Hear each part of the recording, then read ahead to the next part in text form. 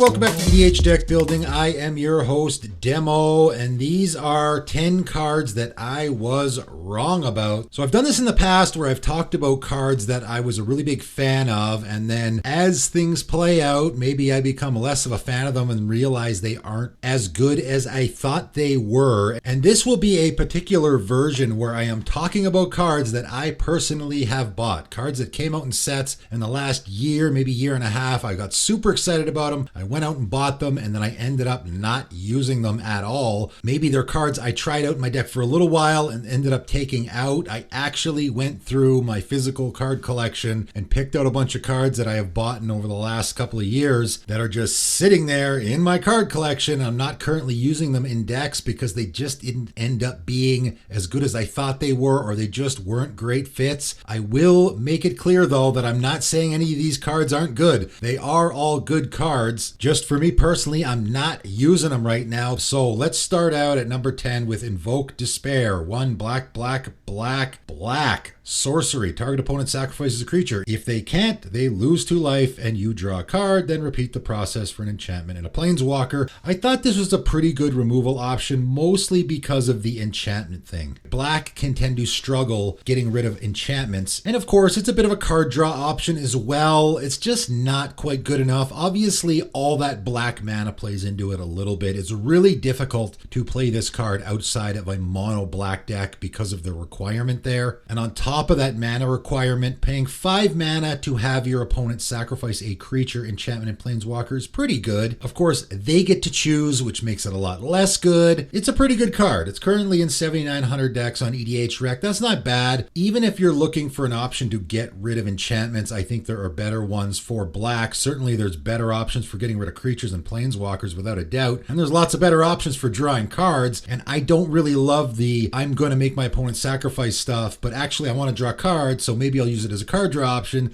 You know, it sort of does either of those. Not great. Still a pretty good card though. I'm just not currently using it myself. Coming in at number 9, Robe of the Archmagi. 2 and a blue. Artifact equipment. Whenever equipped creature deals combat damage to a player, you draw that many cards. And has equip 4, but also has equipped Shaman, Warlock, or Wizard 1. So I was pretty excited about this card because it has that magic phrase, that many, right? So however much damage you are dealing is going to be how much cards you are drawing. That is a really good effect. And I thought, of course, particularly in a Shaman, Warlock, or Wizard deck, if you have a commander that is one of those creature types, this could be a great fit. Again, still a really good card. I'm not saying it isn't. It was in my top 20 from the set, and if I was redoing that top 20 again, I wouldn't have this in here. I would probably have a lot of other really good cards from Baldur's Gate rather than this one. Again, I ran out and bought this card. It doesn't really fit in the decks that I have. It can be good if you specifically have a commander that is one of those creature types that you plan on getting in for damage. The issue here is that a lot of Shamans, Warlocks, and Wizards don't really want to be getting in for damage. But if you specifically have that commander where you are that creature type and also want to be getting in for damage, can be really, really good. Coming in at number 8, Nightshade Harvester. 3 and a black, Elf Shaman 2/2. Whenever a land enters the battlefield under opponent's control, that player loses 1 life. Put a +1/+1 counter on Nightshade Harvester. I really love this card. I loved it when it first came out. I'm going all the way back to Commander Legends here, so I guess this card has been out for a while. It is in currently 5,700 decks on EDH Rec. That's not bad, I guess. It's one of those cards that you could put in any deck. I mean, your opponents are always going to be playing lands. It hates particularly on that landfall theme as well, obviously. They're going to be losing life. Your Nightshade Harvester gets bigger. It's one of those cards you could really shoehorn into any deck, and there's probably a few cards on this list that fall into the category of this is just a great card you could put in any deck, and it's always going to be good because your opponents are always playing lands. But if it doesn't specifically fit the theme of what you're doing, it's really hard to fit it in a deck. And that's why I have a couple of these currently sitting in my card collection, because even though it is a really great card, I even love the art, we've gotten to a point now where in the Commander format where it's really tough to shoehorn cards like this into your deck if it's not specifically fitting the theme of what you're doing. And this isn't specifically fitting the theme of any decks that I currently have. Coming in at number 7 is Kappa Tech-Wrecker, 1 in a green, Turtle Ninja 1/3, has Ninjutsu 1 in a green. So we have a essentially Teenage Mutant Ninja Turtle here, which is kind of funny. Kappa Tech-Wrecker enters the battlefield with a death touch counter on it. When Kappa Tech-Wrecker deals combat damage to a player, you may remove a death touch counter from it. When you do, exile target artifact or enchantment that player controls. So I thought, wow, here's a neat card that you can ninjutsu in, remove a enchantment or artifact your opponent controls. And I actually did put this in my Questing Beast deck briefly and then took it out because it kind of fits what I'm doing in there a little bit, because I'm doing the death touch tribal thing, but when I get in for damage with it, the death touch counter is removed. So now this creature doesn't have death touch anymore, so it's no longer fitting the death touch part. And as far as getting in for damage to remove artifacts and enchantments, well, green already removes artifacts and enchantments with regularity, and there's probably a whole lot of better options for doing that in green than this. If your opponent has an artifact or enchantment they don't want getting removed, they're just going to throw a creature in the way of this guy. Yes, I know you can ninjutsu in. It probably is a really neat fit in a lot of decks. Just wasn't really as good as I thought it was, because once you remove the counter, it just becomes a 1/3 vanilla creature, and that's not very good. Currently in 5,400 decks on EDHREC. Not bad. Again, I think it's a pretty good creature. It can fit specific themes, just not currently using it myself. Coming in at number 6, Invoke Justice. 1 white sorcery. So now we're in the white version of this card. Return target permanent card from your graveyard to the battlefield, then distribute 4 +1/+1 counters among any number of creatures and or vehicles target player controls. So again, a card that I was pretty high on. I immediately bought a copy. I tried it out in my Patron of the Kitsune deck and didn't really have room for it. It's really nice to be able to return a permanent card from your graveyard to the battlefield. I think most of the time you're going to be returning a creature from the graveyard to the battlefield. You get to distribute those counters. That's not bad. Again, in a deck where you are doing the +1/+1 counter theme, it might be better. In a deck where you're doing a vehicles theme, it might be better. The white requirement for casting it again is going to make it so that it's really difficult to play this outside of a mono white deck. So even if you are in a 2-color deck that's doing vehicles, it's going to be tough to cast this. I really like the idea of returning a permanent from your graveyard to the battlefield, and there are some decks that want to be returning big, expensive, maybe artifacts or enchantments from the graveyard to play. Just in the decks I have, I didn't find that I was ever doing that. This is a card that I actually played quite a bit and used it a few times, and I just found I wasn't really finding good targets to get out of my graveyard with it, so I ended up taking it out on all my decks. Still a pretty good card, but I couldn't find a home for it. Coming in at number 5, again, another card that I was pretty high on when it came out from New Capenna, Agent's Toolkit. 1 green and a blue artifact clue. Agent's Toolkit enters the battlefield with a +1/+1 counter, flying counter, death touch counter, and shield counter on it. Whenever a creature enters the battlefield under your control, you may move a counter from Agent's Toolkit onto that creature, and you can pay 2 and sacrifice Agent's Toolkit to draw a card, because of course it is a clue. And I thought, wow, what a great card. You could throw it in just about any deck that is blue and green that has a decent amount of creatures. As your creatures come into play, you can put those counters on it. Shield counters are pretty good. Flying, death touch. We got some really interesting usable counters here, and then once all those counters are gone, you can then sacrifice it to draw a card. But it is really one of those cards that doesn't particularly fit any theme, at least in blue and green, I don't think. I don't know if there is a specific commander where this exactly fits. Maybe some of those commanders from New Capenna, I guess, probably it does fit, but outside of that, it is doing something very specific that doesn't necessarily fit with a lot of commanders. And again, it can be sort of that good stuff card where, yeah, you could throw it in any deck where you're playing a lot of creatures, but are you going to find room for it? For me, I didn't find room for it, and I think a lot of other people didn't as well, because it's only in about 3,700 decks currently on EDHREC. That's not a whole lot. So even though it is a really fun, interesting card that you could get some value off of, it doesn't really specifically fit in a whole lot of themes. Coming in at number 4, another card that I and a lot of other people as well were pretty high on when it came out in New Capenna, Spiteful Repossession. 4 in a red sorcery. Spiteful Repossession deals damage to each opponent who controls more lands than you, equal to the difference. So it's going to do amount of damage to those opponents equal to the number of lands they control more than you have, right? And then you're going to create a number of treasure tokens equal to the damage dealt this way. This card feels really good, right? When you first read it, you're like, holy cow, I'm doing a whole bunch of damage and then creating a whole bunch of treasure tokens all at the same time. That seems fantastic. It just doesn't get you the payoff that you need usually when I've cast it. Again, I've played this card in a couple of decks. I've cast it a few times. In fact, I've even had a few situations where it's sitting sitting in my hand and I'm looking at the amount of lands my opponents have and I'm looking at the amount of lands I have and I'm like, okay, well, I'm only going to get like 3 treasure tokens off of this, and playing 5 mana for 3 treasure tokens isn't very good at all. This card reads really well when you first see it, and it just doesn't play out that way most of the time. Only in about 3,100 decks currently on EDH Rec. That's not much. It's pretty good. I guess in a mono red deck where it's likely that your opponents will have more land than you could get a little more oomph out of it. But for me, I don't have room for it in my mono red deck, and all my other 2-color decks with red, I just don't seem to be having the issue where I have a lot less lands than my opponents. So for me, it's just sitting in my card collection, currently not getting used. Coming in at number 3 is Glorious Sunrise. 3 green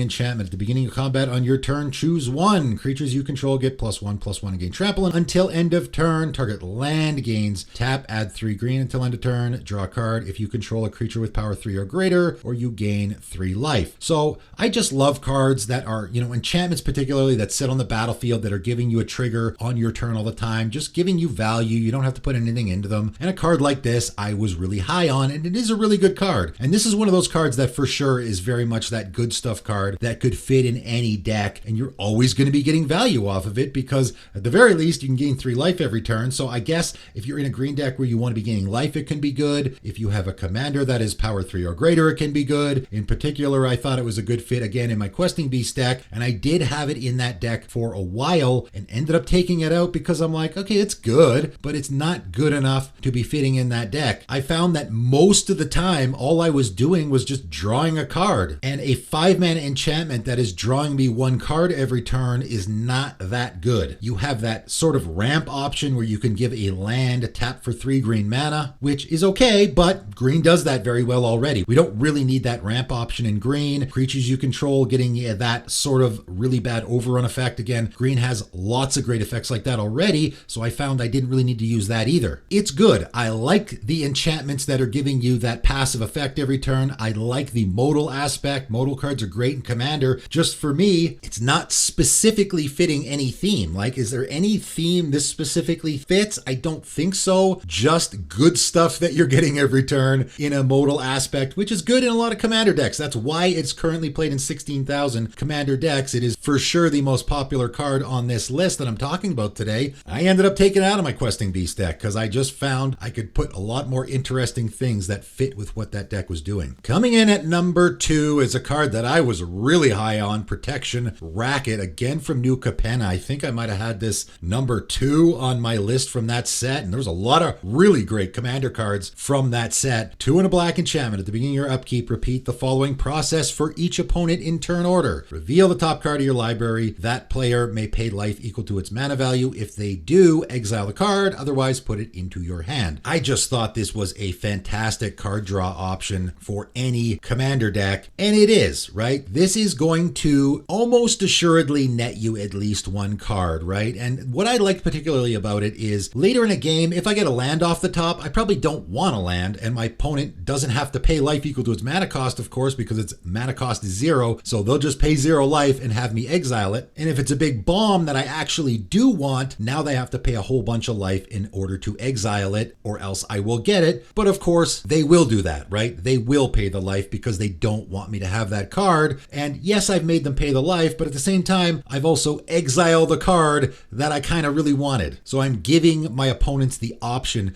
to exile really great potential cards out of my deck, which isn't very good. Again, I ran out and bought a couple of copies of this right away because I thought for sure I would shoehorn it into at least a few decks, and I am currently not using it in any. Is in a little over 6,000 decks on EDH Rec currently, which if you would have told me this a little over a year ago when this card first came out, I would have thought was shocking because I'm like, this seems like one of those cards that you could put in any deck and it's going to give you lots of great value. But I think a lot of people realize the thing that I realized, which is maybe the drawback is worse than the upside here. And coming in at number 1 is a card that is particularly sad for me to see that it is not being used much, and I'm not currently using it, again from New Capenna, False Floor. And again, this is a card that I had on my top 20 list from that set, just because I thought it was really interesting, but since there are so many great cards from that set for Commander, I probably would have knocked it off that list if I did it again. If you haven't seen it before, it's a 4-mana artifact. False Floor enters the battlefield tapped. Creatures enter the battlefield tapped, and you can pay 2 and tap it, exile False false floor, exile all untapped creatures, activate only as a sorcery. I thought this was a really unique, interesting board wipe option. It's a colorless board wipe option, right? Which a lot of decks might be looking for. But the way they word this card makes it so difficult to use because, of course, you have to activate it as a sorcery, which means you have to activate it on your turn. And typically, on your turn, all your creatures are going to be untapped. And of course, creatures are entering the battlefield tapped. So if your opponent just cast a creature, it's going to be tapped. You're not going to be exiling that, right? It is a really difficult card to use. I myself, again, ran out and bought a couple copies, tried it out in a couple of decks, and I just found I was having a heck of a time making this card work. It's a tough one. Currently only in about 1,000 decks on EDHREC, and I think the reason is people are having a tough time finding a home for this card, right? Where exactly does it fit? I will just say I recently did a Deck Doctor video for one of my patrons for the Archmagi, okay? Very interesting commander, pretty popular one as well, and I thought this might be a good fit because you can tap down your own creatures, right? That's where I think False Floor might find a home, is any deck where you want to tap down your creatures on your own turn, and of course the Archmagi can do that. I can tap down all my creatures with my commander's ability, and then I can activate my False Floor, and I don't have to worry about losing any of my creatures because it's only going to exile all untapped creatures. So all my creatures are going to be fine, and a lot of my opponent's creatures probably will be fine as well, but I will at least get a few of my opponent's creatures with this card. Not a bad idea, I guess there. Again, the most difficult part about this card is the fact that you can only activate it as a sorcery. So only being able to do it on your turn makes it really tough to use. It's sad because I think it's a really interesting card. Where exactly are you using this? You guys can let me know in the comments below. For me, I'm not using it anywhere right now, although I would really like to do so because it's a really neat card. That is it. That is all though. Just 10 cards that for me I was super excited about. Put these on my top list, most of them, for those particular sets that they're from. Ran out and bought them myself, and they are currently just sitting in my card box because I cannot find a home for them, whether it be because they are not necessarily as good as I thought they would be, or maybe they just don't fit particularly well with my current decks that I have. But that is it for today, and thanks for tuning in.